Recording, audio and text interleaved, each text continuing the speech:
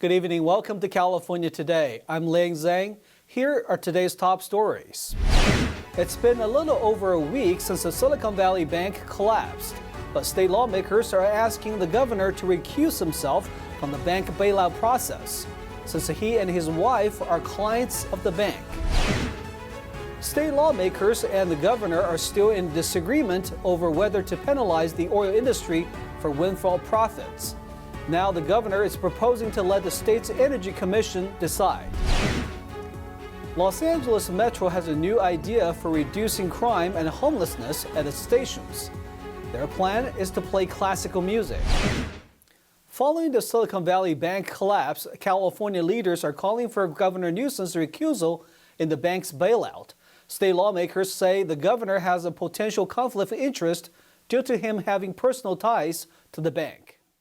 The California Assembly and Senate minority leaders are calling for Governor Gavin Newsom to recuse himself from the Silicon Valley Bank or SVB bailout. Republican Senate Minority Leader Brian Jones and Republican Assembly Leader James Gallagher issued a joint statement on March 15th. The statement concerns the financial ties that Newsom and First Partner have with SVB.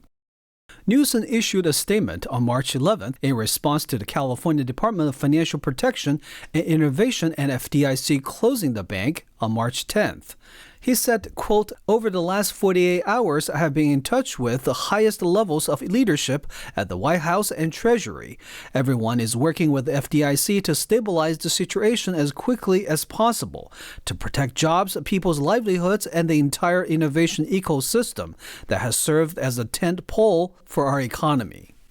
But Newsom neglected to say that he and his wife are clients of SVB, and the California Globe reported that SVB president of Capital, John China, gave a $100,000 gift to Newsom's nonprofit, California's Partners Project. According to Jones and Gallagher, there is a potential conflict of interest.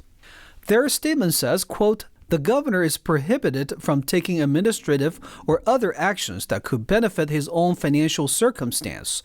Simply putting all your assets in a blind trust a few years ago does not allow Governor Newsom to intercede in a bailout of a bank that he knew he and his family had extensive dealings with." The leaders are calling upon Newsom's recusal that he hand over any further dealings with the SVB bailout to Lieutenant Governor Eleni Kounalakis. Speaking of state lawmakers and the governor, they still disagree over whether or not to impose a profit cap on oil companies. And after weeks of indecision, Governor Gavin Newsom now wants to let California's Energy Commission to decide on the issue.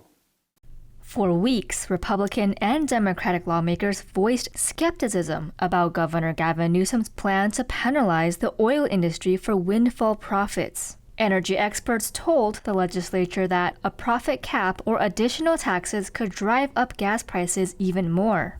Newsom now proposes to let the state's Energy Commission decide. The proposal would also create a watchdog division at the commission to investigate the oil industry's sales and pricing activities. Newsom said in a press release, "What we're asking for is simple: transparency and accountability to drive the oil industry out of the shadows.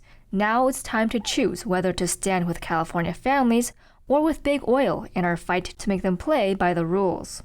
But industry experts disagree with Newsom's plan. The Western States Petroleum Association says Newsom's new proposal still does not address supply challenges, stating that these have been the main driver of increased costs. The association's spokesman, Kevin Slagle, said empowering unelected bureaucrats and giving them the authority to tax and penalize refiners will likely lead to the same unintended consequences as his initial proposal: less investment, less supply, and higher costs for Californians. That is exactly why the legislature rejected his initial proposal. Republicans have called on Newsom to reduce gas prices by delaying the state's yearly transition to a summer blend gas and stopping the gas tax hike planned for this summer. A proposed legislation would require school employees to promptly report to parents of children who identify as transgender. The bill would end the controversial policy of keeping the gender transition of some students a secret. Republican Assemblymen Bill Asaley and James Gallagher introduced a new bill that would require California teachers, counselors, and other school employees to promptly inform parents of children who identify as a gender other than what is stated on their birth certificate. Assembly Bill 1314 would give school staff 3 days to notify parents in writing. The legislation would mean an end to the current controversial policy of keeping the gender transition of some students secret depending on whether the child wants to tell his or her parents. During the March 13th press conference outside Jurupa Valley High School, teacher Jessica Tapia says she was fired from the school for refusing to hide students' gender transition from parents. She says that despite the district's policy to uphold honesty, she was told to lie to parents of children who changed their gender identities at school. In an email to the Epoch Times, the California Family Council also stated that according to recent studies, young people who identify as LGBT were less likely to report symptoms of depression when they had support from their parents. But Democrat State Senator Scott Wiener, who is an LGBT activist, denounced AB 1314. He took to Twitter calling the bill, quote, a DeSantis-style bill that would force school staff to tell parents even if the child is not ready to come out. According to legislative documents, the bill could be heard in committee as early as March 19th.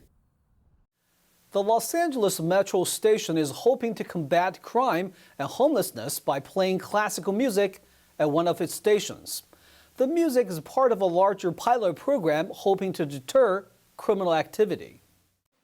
Riders on the Los Angeles Metro's Red Line may hear classical music playing at the Westlake MacArthur station. The Metro is hoping that classical music will help deter criminal activity, homelessness, and reduce the number of police calls.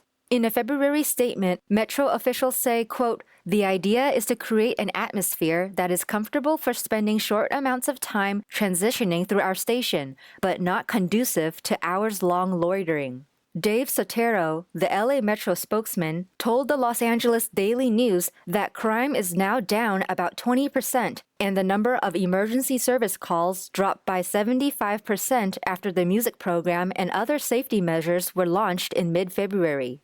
LA Metro has been facing an increase in crime and drug overdoses over the last year.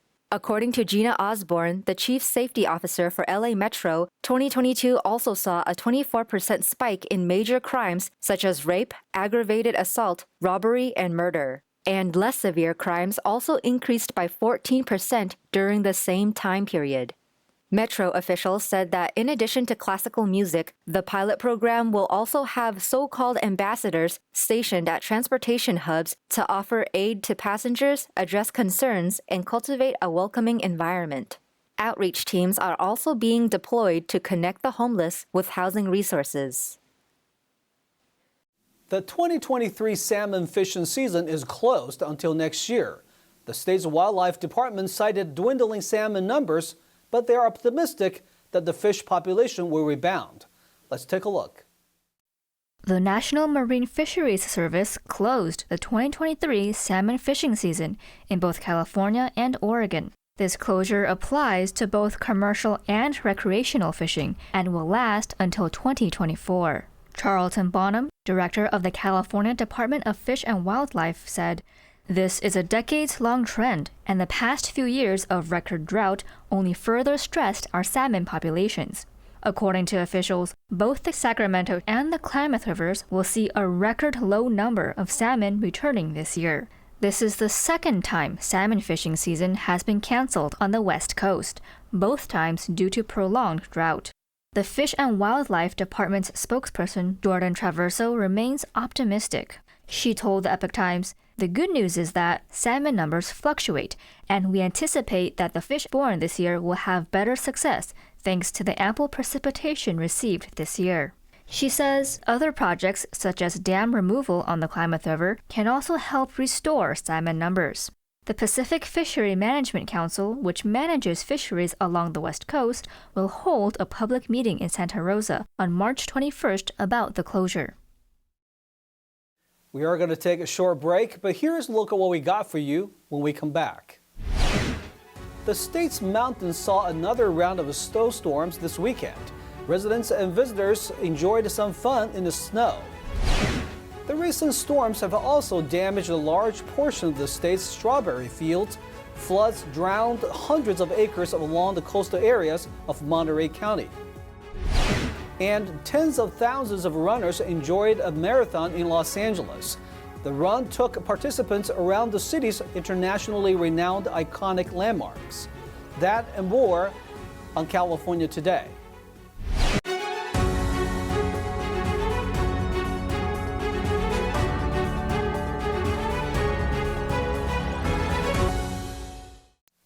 Welcome back to California Today. I'm your host, Liang Zhang. Abnormal winter weather has impacted many parts of California for the past months. The California Sierras saw another round of snow, and on Sunday, residents in South Lake Tahoe enjoyed some fun in the snow. In Lake Tahoe, snow blanketed many homes, cars, and roads with over 8 feet of snow. Several homes and businesses are dealing with structural damage from heavy ice blocks and snow mounds crushing rooftops. According to some residents, March is when snow begins to melt and water fills the local rivers. As residents try to take a break from shoveling driveways and rooftops, many say there is a silver lining from the recent weather. Lots of powder to go around for everyone. That's been a definite pro, and we know we need the water up here. The lake's been low the last few years. So that's been really, really great to get some extra water, and hopefully this summer we'll have less of a fire risk. A local resident, Timothy Link, said the snow was absolutely needed, adding he hopes for it to fill rivers and aqueducts in the area. This was kind of a normal year before the 2000s. Been coming up here since 91 and lived here about 8 years, and it's been more snow than this in the past. Yeah, it's just been constant snow this whole winter, so one storm after another, and we'll have a little break with some sun, and then we get back at it. So it's been pretty crazy. According to a U.S. Drought Monitor map, this year's drastic swing in California's weather has put nearly 2/3 of the state out of drought conditions. Tourist Jenny Nguyen said she is experiencing snow for the first time. I think we need it in California to have this tremendous amount of water, snows, because we are in a drought. So I totally support, even though this is abnormal, I totally support it, and it's nice to see snow in March. California's unexpected winter weather has caused widespread disasters, but has also helped replenish the state with much-needed water.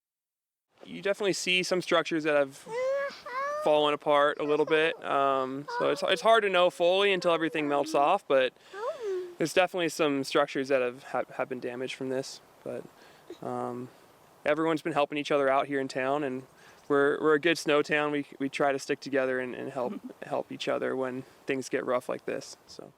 U.S. government forecasters reported on March 16th the state's exceptionally wet winter will bring somewhat heightened flood risks. According to the National Oceanic and Atmospheric Administration, the minor to moderate flooding across most of California is in line with forecasts for much of the country. The recent storms flooded hundreds of acres of strawberry fields along the coastal areas of Monterey County. Experts estimated about a fifth of the strawberry farms in the area are affected. Let's take a look. A broken levee on the already overflowing Pajaro River caused major flooding in the Watsonville and Salinas areas. Homes and businesses were destroyed, and more than 8,000 people were forced to evacuate. And 900 acres of strawberries are underwater in the Pajaro Valley, and another 600 acres in Salinas. Jeff Cardinale, a spokesperson for the California Strawberry Commission, said the chance of recovering these plants remains unknown. As roads are still underwater, the farmers can't access the fields. But even when the water recedes, they'll have to deal with mud-covered plants and damaged equipment. According to the commission, a third of the state's strawberry plants are in the Watsonville and Salinas areas. At the peak of summer, most strawberries in the country are from this region. Typically planted in the fall, the local strawberry crops have already been delayed several weeks due to the rain and low temperatures. Other crops such as lettuce and other greens are also impacted.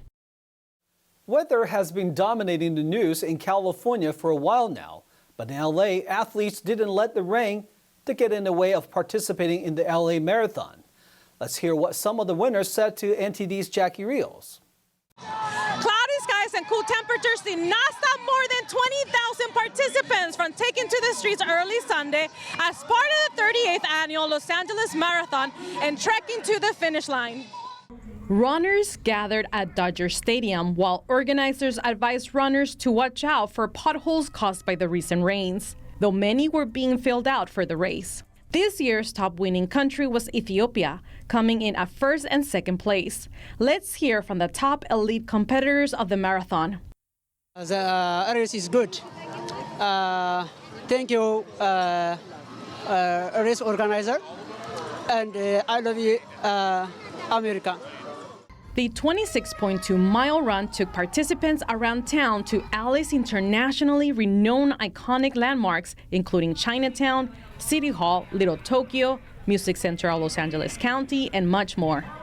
Yes, I am competing with myself, but I also have my family that keep me going, and I also have people who are cheering me on, my inner circle. I call them my power circle. My coach is there, my fiance is there, my brother who was training with me in Kenya, and my team. So they keep me going and they motivate me. When I'm running, I think about them a lot. For some of the American top runners, it was their first time participating in the LA Marathon.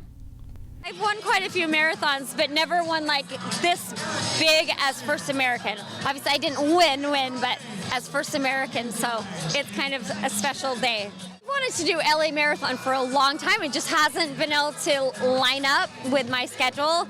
I've heard it was a really hard, hilly course, and I love that type of challenge.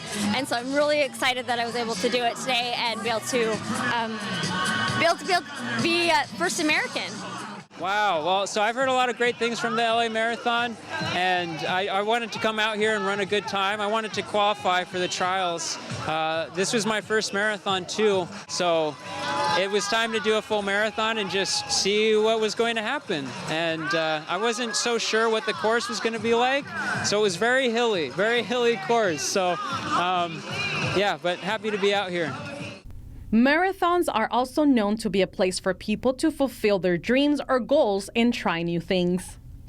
That's the thing. You might never have time, but at least just getting out there every now and then, that just puts you that much further to being here, to training, to doing your own marathon, to running your best time.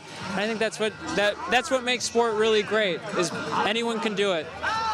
The LA Marathon is one of the largest marathons in the country. Marathons are also known for their charitable endeavors. This year, the LA Marathon hosted 80 charity partners, raising $2.5 million from runners. Jackie Rios, NTD News, Century City, California. Now let's check in with the NTD's Tyler Castillo for today's Sports Roundup.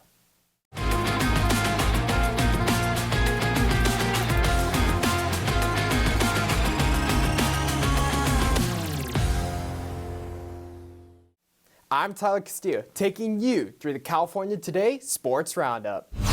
Austin Reaves set a career high with 35 points, and D'Angelo Russell added 18 as Los Angeles ended a 2-game losing streak and helped its playoff chances with a victory over visiting Orlando. Anthony Davis finished with 15 points, 11 rebounds, and 4 blocks as the Lakers pulled even with the Minnesota Timberwolves and Utah Jazz at the bottom of the play-in tournament chase in the Western Conference.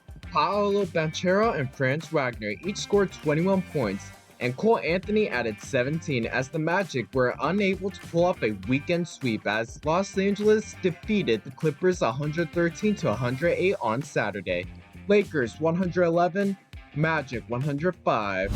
Paul George recorded 29 points, 9 rebounds, and 4 steals, and Kawhi Leonard added 24 points to lead Los Angeles past host Portland. Eric Gordon had 20 points on 7 of 9 shooting off the bench, and Ivica Zubac added 14 points and 10 rebounds as the Clippers won for the 5th time in 6 games. Los Angeles moved within half a game and 4th place Phoenix Suns in the Western Conference. Jusuf Nurkic registered 23 points and 11 rebounds for Portland.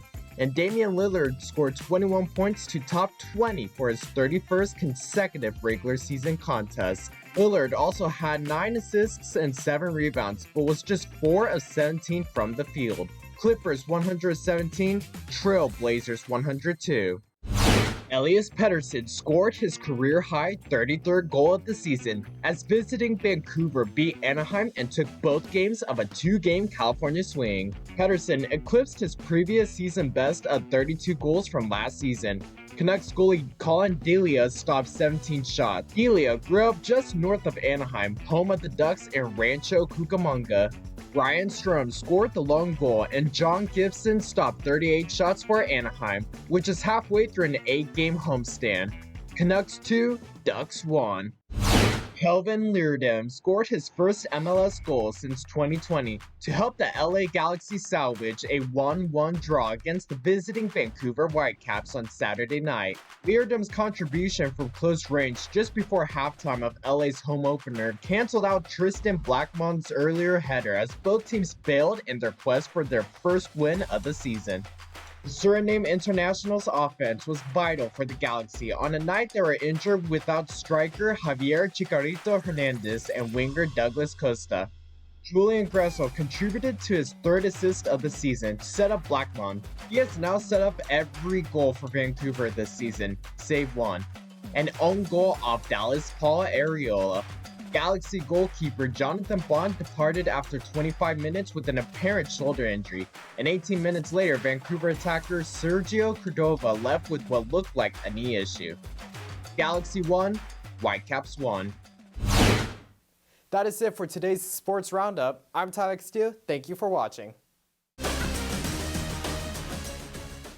That's all we've got for you tonight. We would like you to join us again on California Today every weekday at 8:30 p.m.